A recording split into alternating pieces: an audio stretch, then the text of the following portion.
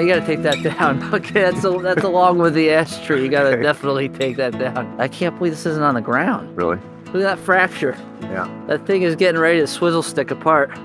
On today's Cats Cast, I'm visited by Ryan Trapani of the Catskill Forest Association, which offers members a $65 forest consultation. But be warned, if your consultation is anything like mine, you may be in for another few $1,000s when all is said and done. But as you'll soon hear, it's money well spent. I'm Brett Barry, and this is Cats Cast, the Catskills podcast. The Catskill Forest Association is a membership-based, nonprofit organization that provides forestry education and services to private Catskill landowners in Delaware, Greene, Otsego, Schoharie, Sullivan, and Ulster counties. Member properties comprise about 86,000 acres, but the average individual property size is less than 30 acres. My own property is just 3 acres, about half of which is mixed forest. CFA Director of Forest Services Ryan Trapani joined me for a private consultation and some best practices for stewarding the land.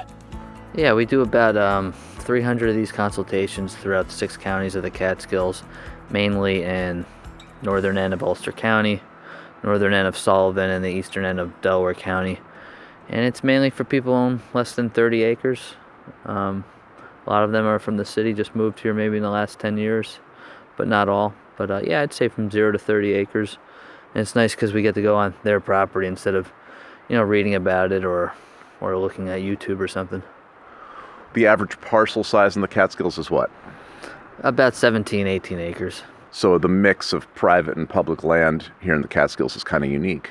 What can homeowners, or what should homeowners do who have the opportunity to live in a place where they have kind of stewardship?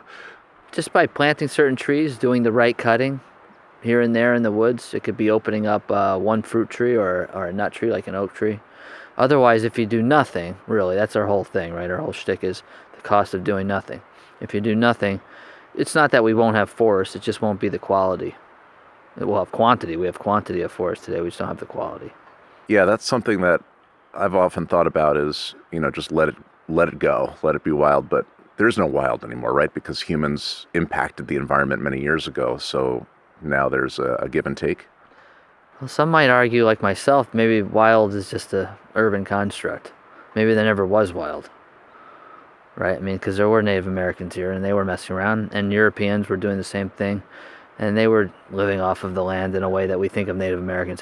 Whatever the case is, I don't know what wild really means anymore. I used to think I did, but humans have always managed things, and like an apple tree is wild, right?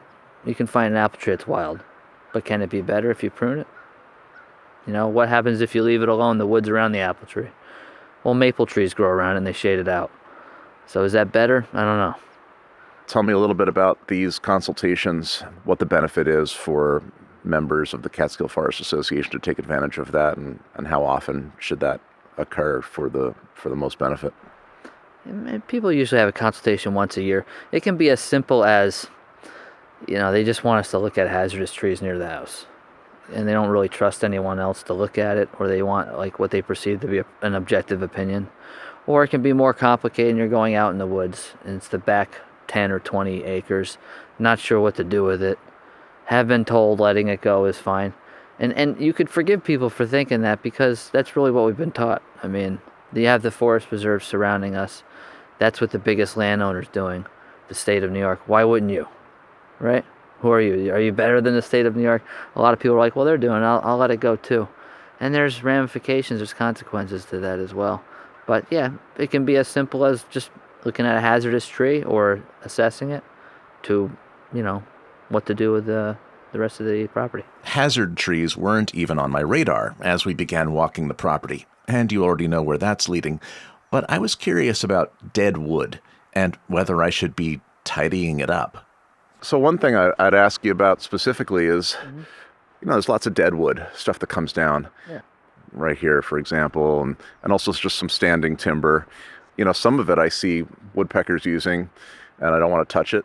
How do you determine what to leave and what to pull away to let the other trees have their time. So most of my job is just talking to people about good old-fashioned sunlight. For some reason, when we're out in our gardens or whatever, we understand that our tomatoes need sunshine and stuff. As soon as we go in the woods, I call it amnesia. People forget that trees need sunlight. So certain trees need more light than others. And like fruit and nut trees, your oak, hickory, apple, cherry, black cherry even, they're shade intolerant. They need a lot of light. So it's important to get sunlight on those trees. Trees like maple and yellow birch and American beech and hemlock, they're very shade tolerant. They don't need as much. If something's dead, it's not competing for sunlight. You can leave it. It's good for wildlife. Pileated woodpecker might excavate a hole in it, which other animals use from then. There's programs actually out there, we do it for people, we'll create snags in the woods and create dead standing trees because they're good for flying squirrels and everything else. So dead wood's fine. The more the better, really. You know, people are scared of fire, but like that dead tree on the ground that's 6 inches in diameter, that takes a long time to dry out. You need excessive drought for a very long time to dry out material that big. I also wanted to know about competition between fledgling saplings and how to execute a difficult choice. In this case, between an apple and an oak, sharing the same few inches of ground. So this little tree here is an apple. Yeah. It came up from an old apple that came down about 3 years ago, and then this started to come up, so I just left it because I wanted an apple there. Do you know if it was planted or if it was part of an old farm? Was there an old farm here? Probably an old farm, yeah. Yeah, so it might be coming from the rootstock of it, too. Yeah. Because even back then, they ordered from catalogs in the 1800s. So one of them's got to go. So that's a tough choice. That's a personal preference. I don't know. Probably, I don't know. I might keep the apple right now because it looks like a good-looking tree. Yeah. Advice taken. I clipped the oak, much to the young apple's relief. These have taken root here. These are, I think, quaking aspen. Yeah. Yeah, they're a pioneer tree. First tree to come in. So we also do like talks on forest forensics, how to tell what happened in your woods by just looking at the trees. Remember I talked about shade tolerances. Well, if you know what trees are the least tolerant of shade, then you can kind of tell when abandonment happened or there was a lot of light. So if you see a lot of aspen in your woods, you know it was a farm or a clearing, however old that tree is. That's it, however old. So there's an aspen right there. That's when it was definitely cleared. You got an apple tree over here. Just for wildlife, if you just cleared around it, get a little more light on that, that would help. We've got this ash here that's definitely going to come down on its own. Just let it. Yeah, just let it. Yep, I wouldn't touch that. No reason to. I've learned to just walk away from trees like that once in a while. You know? Plus, it's good for wildlife. That thing is probably full of things, small mammals and everything else. And it's by the power line anyway. I wouldn't mess around with it. Years ago, we planted these, I guess they're spruces. They don't seem to do much around here. Yeah, people plant them for visual screens. Highly recommend Norway spruce or white fir, but not blue spruce. Blue spruce, don't even bother planting. About 20 years, they start dying from the bottom up. And that's exactly what ours have been doing. Every year or so, I trim up those dead branches, but the result is a strange parasol-shaped spruce, and I know in my heart it's a lost cause.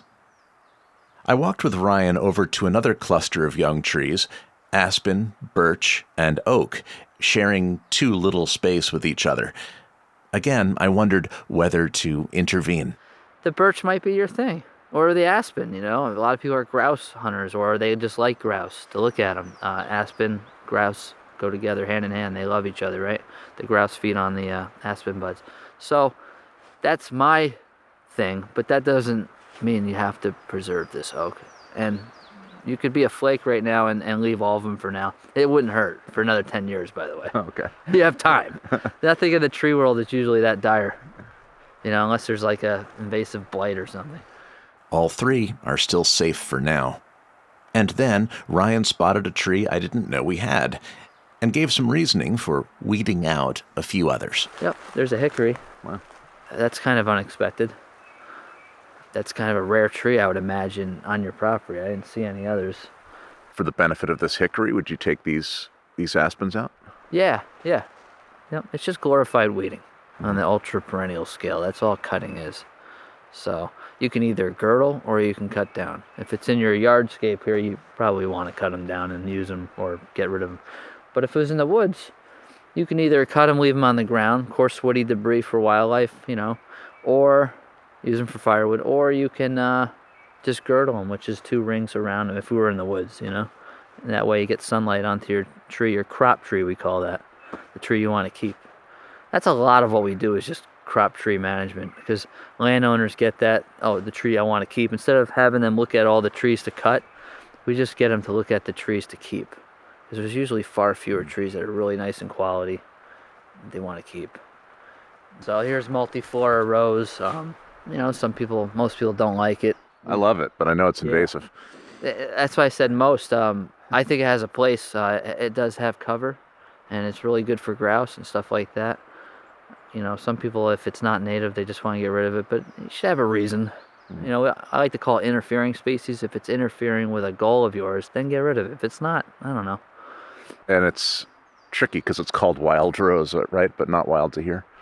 It's not native to here, Yeah. but it's definitely seems wild, doesn't it? Oh my God. I mean, you can't walk through it. Yeah. It's impenetrable. This is where most of our trees are, right here in this buffer between the field and the stream. This is musclewood. Yeah. People might call it ironwood. Yeah.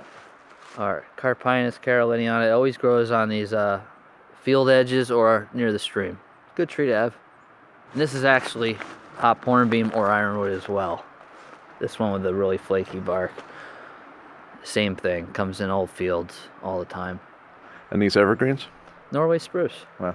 Yeah, Norway spruce. They're kind of deer resistant because they're prickly, like most spruces. I've taken a couple of these at this stage and planted them over there, and they've done really well. Yeah, easy to transplant. You can plant them almost any which way, and they'll sometimes grow too, which is nice, Little beech here with the leaves that stay on throughout the year. Beech are in danger, right, from a wilt? There's beech leaf disease now coming in from the western part of the Catskills, and yeah, I've seen it on members' properties. A lot of people are kind of happy about it, though. I hate to say this, because in the forest preserve, there's so much, if you bushwhack around here, that, see those buds, they hit you right in the eye, and you can't see through the woods anymore. Like Michael Kudish says, Dr. Michael Kudish, in the 80s and 70s, you could see through the forest understory. But as the beech bark disease swept through, they sprout from the roots, right? And created this mess of beech saplings like that. But now the beech leaf disease is coming through and killing even the small beech. I don't know, I had one guy call from Denning up in the forest preserve, and he was like, yeah, that disease is coming through. I'm like, yeah. And I knew what he was going to say. He's like, I'm really glad it's killing them all. I'm like, Jesus Christ. But it's too bad about beech, because it is a good wood. It's just been through a lot, so. Walking through a stand of hemlocks between the house and the creek, Ryan spotted a different species that would turn out to be the first of our hazard trees. Consultations, we'll go in the woods, but a lot of times people have me go start right at the house and look at trees that might be potentially hazardous. Do you see any? Are you interested? Or you want to take chances and roll the dice? It seems like you're spotting a hazardous tree right now that I don't know about. Yeah, there's always problems. So it doesn't matter where the sunlight is. A lot of people say, well, the sun's in the south, right, mostly. Even if your house faces north, which it might. That's north. Yeah, so it does face north, the opening. So the trees will go towards the north if that's the opening. They're phototropic. So you have a birch over there that's starting to squirrel its way over your roof. So over time, that's going to become more and more of an issue over time. So you got this black birch and a yellow birch. And yeah, over time, they will lean over the house. I'm not too concerned about it. I can see you've done pruning in the past on it. I wouldn't raise it up anymore, because if you keep raising it up, you're creating a lever. When the wind blows, where's the wind? It blows the top, and the tree, those lower branches dampen the tree from moving too much. So I wouldn't take off any more lower branches on it. When you identify a hazard tree, do you recommend tree guys? Yeah. Or do you do that? Yeah, so if it's away from the house, we do stuff. But if it's right next to the house, I recommend a tree guy. There's one guy in particular I usually recommend, so yeah. It's never a cheap proposition. It's a dangerous job. Yeah. I mean, there's jobs and then there's tree jobs, and tree is it's very dangerous. You know, you're swinging around with a chainsaw in your hand, and it's brutal on your body. You know, there's not many old tree climbers. I work with a guy he's a tree climber since he's 20 years old. You know, he's 67 years old. He gets out of the truck. He's got to get going. You know, it takes him a while because every part hurts for doing it for 40 years. So, but someone's got to do it. Yeah, there's this yellow birch right there. That one's kind of snaking its way over the house. I mean, I wouldn't have it over my house because it's only going to get a lot worse. And I don't like that it's so top heavy. So this one right in the middle here. Yeah, the one right in the middle, the little guy. Yep. And it might also give us a little more light, right? A little more sunlight. These hemlocks are a lost cause, I hate to say it. They look like they're really struggling and they're going downhill. So fortunately none of them are that big. So it's not going to look very nice in another decade or so. Well, I mean that's a personal thing. I don't know. A lot of dead standing hemlock. Yeah, you got other trees. You got sugar maple here, and you got the birch. The birch will do better. There's another maple right here. So you know, you got other things going on. You could plant some dogwoods maybe. They like shade. They like a little shade. They don't like full sunlight. They're a weirdo. You know. So. Hemlocks in the Catskills are under several threats, including the woolly adelgid, an invasive insect that feeds on sap and starves the tree of essential nutrients. Yeah, all right, so these hemlocks right here, they have been infected. They're on the cusp where you could treat those trees. So that's a basil bark spray. Uh-huh. So chemical's the only way to go for saving these trees at this point. I mean, it's the only way to treat hemlock as it is. But the reason why I point them out is because you probably don't want to lose them because they're big. And maybe you like them. I don't know. Do you like them? Yeah. Yeah. So these other ones I'm not like ecstatic about because they're kind of they're pole size, and to be honest with you, there's too many of them. This is probably an old hemlock. I mean, they don't grow that fast. They don't grow very fast. Yeah. So those two, and maybe three, are ones that you might want to think about taking a chance and treating. At this point, I can't guarantee they would survive, but they're not too bad. So they should have at least 80% of their crown be healthy. And they're like right around there. And so this treatment treats both for the adelgid and this other thing? Scale. Yeah, both. You do two chemicals. One of them that treats the hemlock woolly adelgid lasts for up to 7 years. The dinotephrine lasts like a year, but that treats scale. The scale's not as abundant usually. It's the woolly adelgid really that really does, is the initial, killer of them. Sunlight too would matter. There's some research on that, and again, my job's mostly about sunlight. These hemlocks would do better if they had a little more sun. This has to be taken down. This ash tree. That's your priority right here. This should be removed. That's gonna fall in the house. No, that's really bad. Yeah. Actually, I'm gonna recommend a guy to take that down. Okay. Like today. Yeah, that you should get that one down. I don't like the way that's moving. It's really dead, and I've cut a lot of them down. They get very brittle over time. And the problem with that is, it's rare that they break at the bottom, but that tree's so close to your house that if the top broke out, it might not be good. Okay. There's one behind there, but I don't think it can get through the trees, so. Oh man, let me show you that one because I hear it creaking all the time. And it's got this, I don't know, divot. It's also See this? touching, it's good. Oh, wow. I was looking at, Well, that's not good. No, you got to take that down. Okay, that's along with the ash tree. You got to definitely take that down. It'll take out the shed. That is freaking crazy. Yeah. No, this is really, I can't believe this isn't on the ground. Really? Look at this. Look at that fracture. Yeah. That thing is getting ready to swizzle stick apart. This is more important than the ash. A lot of trees get stuff like this where you get multiple crotches, and this has been decaying for years. This is what we call structural defects, and that is the reason why having multiple leaders can be bad right there. Right? This consultation's getting more and more expensive. I know. It is. Tree work, man. That is pretty bad, though. Seriously. You got good insurance? Insurance aside, Ryan's reaction to this particular maple and a number of ash trees within falling distance of our house motivated a phone call to his recommended tree guy. Just a few days later, the crew arrived and removed those hazard trees, which left us with about 2 cords of firewood. In a moment, Ryan joins me in the studio where we discuss CFA programs and services and why you might consider becoming a member. All that and more, right after this. This episode is supported by Hanford Mills Museum. Explore the power of the past as knowledgeable staff guide you through the mill with demonstrations of the water wheel, sawmill, and woodworking machines. For more information about scheduling a tour or about their 2025 events, visit hanfordmills.org. Catscast is sponsored by the Mountain Eagle, covering Delaware, Greene, and Schoharie counties, including brands for local regions like the Wyndham Weekly, Schoharie News, and the Catskills Chronicle. For more information, call 518-763-6854 or email mountaineaglenews@gmail.com. Back in the studio, I asked Ryan Trapani about the wide range of programs and events offered through the Catskill Forest Association. So events would be like educational, presentations, workshops, demonstrations. So, for example, we're doing a firewood workshop where we're just showing people how to split wood, stack it, how to select trees for firewood.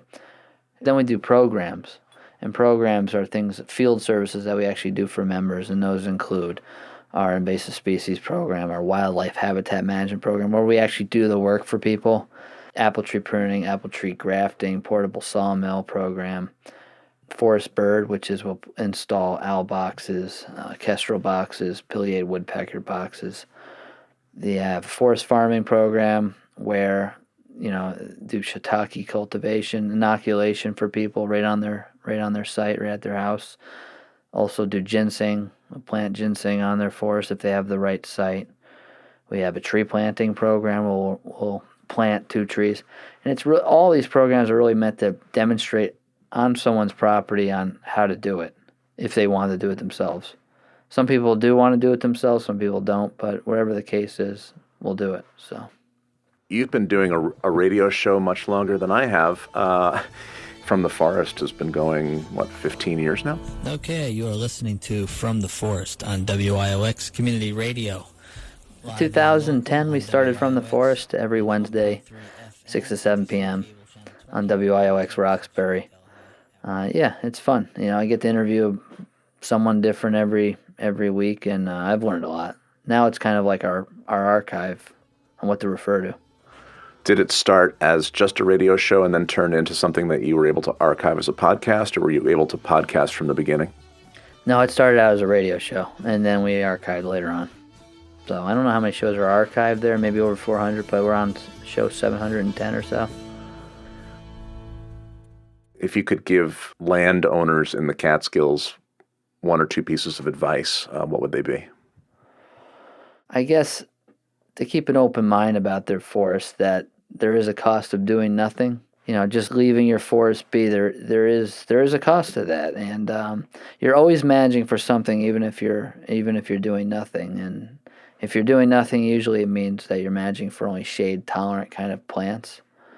Also, if you are going to do something, like say plant trees, just get the advice of someone. It doesn't have to be Catskill Forest Association, but man, I've made a lot of mistakes planting trees. They plant too deeply, they plant too many, they plant too close to their house, and all that work and effort, and a lot of times it's like, man, if you had just done a simple thing like keeping it away from the house or less of them would have been better.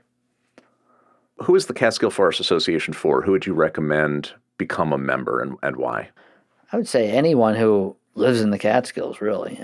You don't even have to own land. You don't really have to own anything, but I would say our main demographic is from 1 acre to about 30 acres. If you have more than 50 acres, there's programs for you. It's not to say you shouldn't join the CFA, but for those smaller forest owners, they're more underserved, so that's who we really target. Plus the programming. There's educational programming and stuff like that throughout the year, right, for members? Yeah, a lot of that's free. A lot of those things like Tree ID is free to members. And those are events that are either discounted to members or they're totally free. We also have a quarterly newsletter. So just for that alone, I like to think it's a good newsletter and a little different ideas that you might not come across from other people or organizations. With famous columnists like Dr. Michael Kudish. Yeah, Michael Kudish, Paul Misko. He writes for it once in a while. We have 4 field staff, and we just hired 2 brand new field staff in the last 2 months. And we have a board of directors. And, unlike other organizations, our board is very local. And, a lot of them are born and raised in Margaretville and Roxbury and Halkettsville. We're also funded by a local foundation. It's not from the city. We also don't receive any government funding, which is extremely rare. I've worked for the state of New York in the past, the DEC. I worked for the Forest Service. I was in the military. And we're not funded by a sawmill. We're not funded by the state of New York. So you have, I think, a unique perspective. I like to always try to question everything.